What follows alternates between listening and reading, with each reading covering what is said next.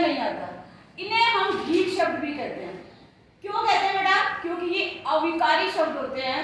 इनमें लिंग, वचन और पुरुष से किसी भी प्रकार का कोई परिवर्तन नहीं होता, इसलिए इन्हें अव्यय कहा जाता है। तो अब प्रश्न उठता है कि जब हम इसका पद परिचय लिखेंगे तो लिखेंगे क्या, कैसे करेंगे? पहले हम इसे उदाहरण से सीखते हैं। यहाँ मैंने 3 उदाहरण लिखे। राम धीरे धीरे चलता है, वे धीरे धीरे चलते हैं और मैं धीरे धीरे चलता हूँ। इसमें आप इस धीरे धीरे शब्द पर हाथ रखिए। राम चलता है, कर्ता और क्रिया आपस में जुड़े हुए हैं। धीरे धीरे लगाने से किसी भी प्रकार का कोई परिवर्तन नहीं है ना, आप देख रहे हो ना। तो राम और चलता है पहले से जुड़े हुए हैं। फिर मैंने वे लिखा, चलते हैं लिख दिया। तब भी धीरे धीरे लिखो और ना लिखो, लेकिन वाक्य में किसी प्रकार का कोई परिवर्तन नहीं, ना लिंग में ना वचन में। ठीक है, तो इसका अर्थ क्या हुआ? ये जो शब्द होते हैं ये ढीठ होते हैं। इनमें ना तो लिंग लिखना होता, ना इनका वचन बताना होता। तो आपको बताना क्या होगा? आपको सिर्फ इतना ही लिखना होगा पद परिचय करते हुए कि नंबर 1 ये अविकारी शब्द है, उसमें से अब ये कौन सा इसका भेद है, सिर्फ आपको वही बताना होगा। और यदि उस भेद का भी कोई उपभेद है तो वो बताओगे, जैसे क्रिया विशेषण में है। ठीक है, अब हम इसको सीखते। जैसे इसमें क्या बताओगे? अविकारी और वो अव्यय का कौन सा भेद है? बस ना तो इसमें आप लिखोगे लिंग, ना वचन, और ना ही आपको इसमें कारक बताना। तो ये सबसे आसान है ना रटने, ये सबसे आसान हुए ना, विकारी शब्दों से तो आसान हुए। अब देखिए, अब ये याद रखो, इसके 4 बेटे हैं। पहला क्रिया विशेषण, दूसरा संबंध बोधक, तीसरा समुच्चय बोधक और चौथा विस्मयादि बोधक। और चारों के चारों बच्चे कैसे हैं? ढीठ है। इनमें किसी भी लिंग का, किसी भी वचन का, किसी भी पुरुष का कोई क्या होता है, फर्क नहीं पड़ता, प्रभाव नहीं पड़ता, और इन्हें सिर्फ अपने नाम से पहचाना जाता है। सबसे पहले क्रिया विशेषण। इसके क्या है? जो क्रिया की विशेषता बताए, मतलब आपको इस तरह के शब्द मिलेंगे, कल, परसों, यहाँ, वहां, थोड़ा, ज्यादा, तेज, मधुर, लेकिन ये इनके साथ में आपको क्रिया लगी हुई मिलेगी। समझ रहे हो आप? इनके साथ कैसे? कल, परसों, ये क्या है? कालवाचक क्रिया विशेषण। इसका वाक्य कैसे बनेगा? जैसे मैं कल गया, गया क्या क्रिया? उससे पहले कल लगा हुआ। मैं परसों आया, और थोड़ा बोलो, बोलो क्रिया, उससे पहले आपको थोड़ा शब्द मिल रहा है लगा हुआ। तो आप समझ जाना ये क्रिया विशेषण है। और यहाँ वहां क्या बता रहा है? स्थान के बारे में बता रहा है। तो ये स्थानवाचक क्रिया विशेषण हुआ। वह यहाँ आया, देखो बेटा, आया क्या है? क्रिया। क्रिया के ठीक पहले स्थान बताया हुआ है, तो इसलिए ये स्थानवाचक हो गया। थोड़ा और ज्यादा मात्रा बता रहे हैं, तो ये क्या है? परिमाणवाचक विशेषण। थोड़ा ज्यादा परिमाणवाचक क्रिया विशेषण है, और परिमाणवाचक विशेषण भी होता है। उसमें आएगा थोड़ा दूध, उसके साथ में दूध भी लगा होगा, संज्ञा लगी होगी, तो वो विशेषण बन जाएगा परिमाणवाचक। इसके साथ में क्रिया लगी होगी। थोड़ा बोलो, बोलो क्रिया है, और मैंने बोला थोड़ा दूध, तो थोड़ा दूध बोलते ही क्या हो जाएगा? वो विशेषण होगा परिमाणवाचक। थोड़ा बोलो यदि आपको दिखाई दे तो आप उसे परिमाणवाचक क्रिया विशेषण कहोगे। आपको छाटना, देखो शब्द देखना बस कि क्रिया है पीछे या संज्ञा शब्द। लास्ट में रीतिवाचक। रीति का अर्थ होता है मैनर, ढंग, कि काम करने का ढंग क्या है उसका। तो जैसे तेज, तेज चलता है, चलना क्रिया, उसका विशेषता क्या बता रहा है? तेज शब्द, तो क्रिया विशेषण होगा। अब ये उदाहरण देखो, भीतर आओ। इसका आपको पद परिचय आ गया एग्जाम में, तो आप कैसे लिखोगे? लास्ट में देखो ये क्या है? क्रिया, इससे पहले भीतर लगा हुआ है शब्द, तो भीतर आओ क्रिया की विशेषता बता रहा है, तो ये क्रिया विशेषण हो गया। और इसके साथ आप क्या लिखोगे? ये भीतर स्थान के बारे में बता, भीतर आओ। आओ देखो बेटा क्या है यहाँ पर? क्रिया, क्रिया है ना, और भीतर जो है इसकी विशेषता बताएगा, तो ये क्या हो जाएगा?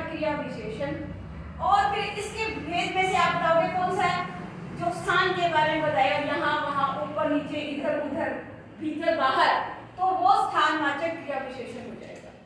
इसमें आपको लिंग बताना भी नहीं है, वचन भी नहीं बताना, पुरुष भी नहीं बताना, बस और ज्यादा आपको आ जाए वहां तो आप इसको लिख दोगे अविकारी शब्द है और ये क्या है अव्यय। वैसे इतना लिखने की भी आवश्यकता नहीं, यहीं पे आप क्रिया विशेषण अव्यय और इसका उपभेद बता दोगे स्थानवाचक तो पर्याप्त। नेक्स्ट देखिए संबंध बोधक। संबंध का अर्थ होता है जोड़ने वाला। अब इसको बताओ मैंने बना लिया। संबंध बोधक इसमें क्या होगा, इसमें संबंध मतलब संबंध बताएगा, जोड़ेगा। किसको जोड़ेगा? दो संज्ञा शब्दों को और या दो सर्वनाम शब्दों को। इसमें बड़ी कंफ्यूजन है, इसलिए मैं आपको साथ साथ बता रही हूँ उन दोनों का पद परिचय। देखिए इसमें भी इस तरह के शब्द होंगे और इसमें भी। इन दोनों में अंतर क्या होगा बेटा कि यहाँ पर जब इस तरह भीतर बाहर उस और इस तरह के आपको शब्द दिखाई दे तो उसके साथ में विभक्ति चिन्ह होगा और बाईं और दाईं तरफ उसके दोनों तरफ संज्ञा या सर्वनाम शब्द लगे होंगे। इसमें आपको क्या दिखाई देगा? दाईं तरफ क्रिया शब्द दिखाई देगा लास्ट में, और इधर क्या होगा, क्या दिखाई देगा आपको? संज्ञा शब्द दिखाई देगा या सर्वनाम होगा। देखो घर के भीतर सुरेश है और मैंने एक यहाँ पर वाक्य बताया था भीतर आओ। आओ क्रिया शब्द है, उसके ठीक पहले भीतर है, और यहाँ भी आप सोचोगे मैडम ने यहाँ भी भीतर मैंने बताया ना आपको, लेकिन दोनों में अंतर क्या है? यहाँ पर क्या है आया शब्द संज्ञा, उससे पहले संज्ञा, और दूसरी बात मैंने आपको क्या कही कि भीतर बाहर अंदर ये सब जितने भी शब्द होंगे ना इसके साथ में यहाँ पर सर्ग लगा होगा, विभक्ति चिन्ह लगा होगा, कारक का चिन्ह होगा। के बाहर के अंदर कोई भी कारक का चिन्ह इसके साथ में आपको लगा होगा दिखाई देगा। दोनों तरफ या तो संज्ञा हो गई या सर्वनाम हो गए, तो आप समझ जाना वो संबंध बोधक अव्यय है। अब इसका पद परिचय देखो, इसी को लिख देते हुए घर के भीतर सुरेश है, तो अंडरलाइन आपको इस शब्द के नीचे आएगा। इसको आप क्या लिखोगे? आप देखोगे मैंने क्या पहचान बताई थी, इधर क्रिया नहीं है तो इधर क्या है? संज्ञा शब्द है, किसी का नाम है, तो ये यहाँ पर इसको सिर्फ आपने ये लिखना है संबंध बोधक अव्यय, बस, ना लिंग ना वचन ना पुरुष। क्लियर? समझ आएगा? थर्ड मैंने आपको बताया अव्यय का तीसरा बेटा कौन है? समुच्चय बोधक। समुच्चय बोधक अव्यय का जब आप पद परिचय लिखोगे तो आप इसे कैसे पहचानोगे? इसके अंदर बेटा आपको दो समान शब्दों वाक्यों को जोड़ने वाला या अलग करने वाला आपको कोई ना कोई बीच में समुच्चय मिलेगा, समुच्चय शब्द मिलेगा, उसे ही समुच्चय बोधक अव्यय कहा जाता है। उसका भी सेम आप लिखोगे, उसका आपने सिर्फ एक भेद बताना, या तो वो समानाधिकरण समुच्चय बोधक होगा या व्याधिकरण समुच्चय बोधक होगा। समानाधिकरण में क्या होता है? दो समान वाक्य जुड़ेंगे। जैसे आपने देखा होगा ना रचना के दर वाक्य के क्या तीन भेद होते हैं, सरल, संयुक्त और मिश्रित। जो सरल वाक्य है ना बेटा, जो सरल वाक्य है उसको छोड़ दो, दूसरा संयुक्त जो वाक्य होता है वो समानाधिकरण होता है, क्योंकि दो समान जो वाक्य होते हैं उनको जोड़ता है। अगर उसमें से देखो राम गया और मोहन आया, आपने इस और के ऊपर हाथ लगा लो, राम गया एक पूर्ण वाक्य, मोहन आया ये भी पूर्ण वाक्य, पूरी सेंस दे रहा है। तो समानाधिकरण समुच्चय बोधक दो समान वाक्यों को जोड़ता है, और व्याधिकरण समुच्चय बोधक होता है मिश्रित वाक्य। मैंने तो वैसे कहता है यदि तुम पढ़ोगे तो पास हो जाओगे, यदि बारिश अच्छी हुई तो फसल अच्छी होगी, ठीक है। तो जब वाक्य एक दूसरे के ऊपर डिपेंड हो, जब हम आधा वाक्य पढ़े और अर्थ समझना आए और उसको पढ़ने के लिए दूसरे वाक्य की भी आवश्यकता पड़े, तो व्याधिकरण समुच्चय बोधक होता है। आगे समझ में? ये वाले आपको और या इस तरह के शब्दों से जुड़े हुए मिलेंगे।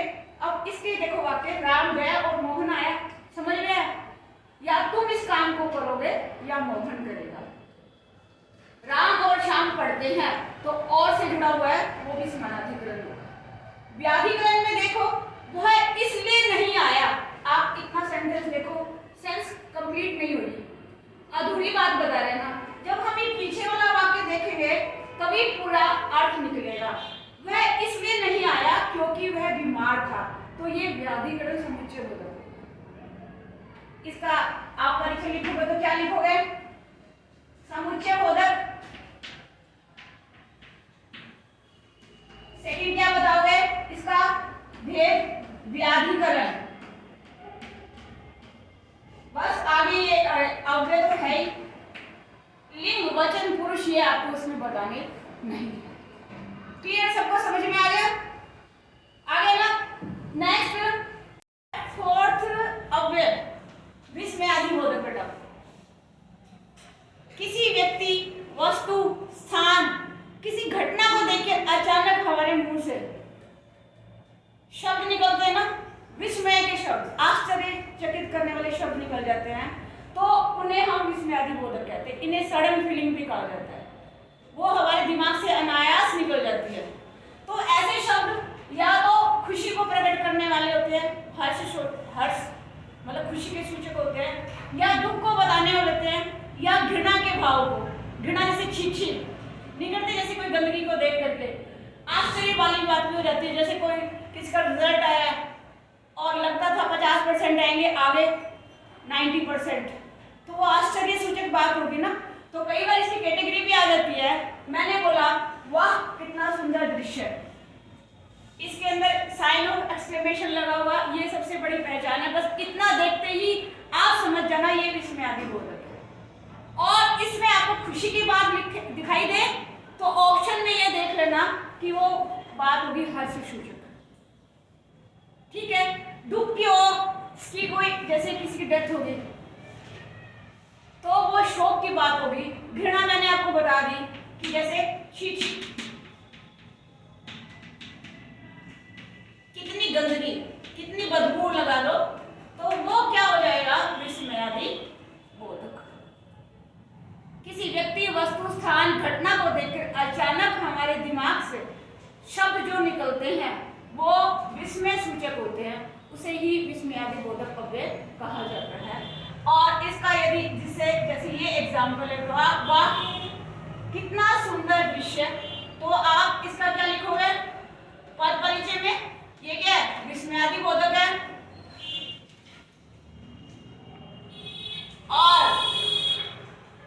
और क्या लिखोगे बेटा? बस अव्यय।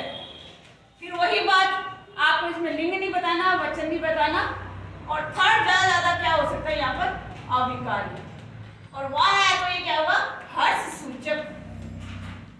बस इतना ही आपको बताना। एक पांचवा और होता है इसके साथ में, वो होता है निपात। निपात वो आपको कभी पूछा जाता है, कभी नहीं पूछा जाता, फिर भी मैं आपको थोड़ा सा बता देती हूँ। उसमें क्या होगा? निपात में कोई भी वाक्य में बल प्रदान किया जाता है। एक शब्द लगा करके, अव्यय लगा करके उस वाक्य में बल मिल जाएगा उस वाक्य को। कैसे? जैसे मैं बोलूंगी मैं दिल्ली जाऊंगा, ये एक सिंपल सेंटेंस मैंने आपके आगे लिखा, और इसमें आप एग्जाम में आ जाए कि यहाँ पर एक और अव्यय लगा हुआ, मैं भी दिल्ली जाऊंगा, भी आ रहे ना आपको। तो इसने क्या किया? इस सेंटेंस में क्या किया? विशेषता ला दी, बल प्रदान कर दिया। तो जो वाक्य में जो अव्यय लगकर, निपात लग करके वाक्य में विशेषता ला दे, तो उसे हम क्या कहेंगे? निपात। निपात अव्यय। ही, भी आदि ये सारे के सारे क्या होते हैं? निपात होते हैं।